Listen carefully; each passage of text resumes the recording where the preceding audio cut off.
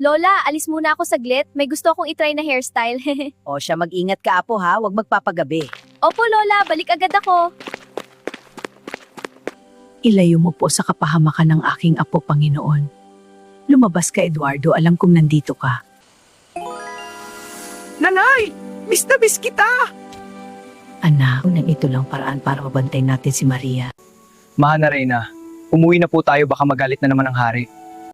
Araw-araw akong mag-aabang sa pagbabalik ng anak kong si Maria. Hindi dapat malaman ng hari na nandito ang anak ko.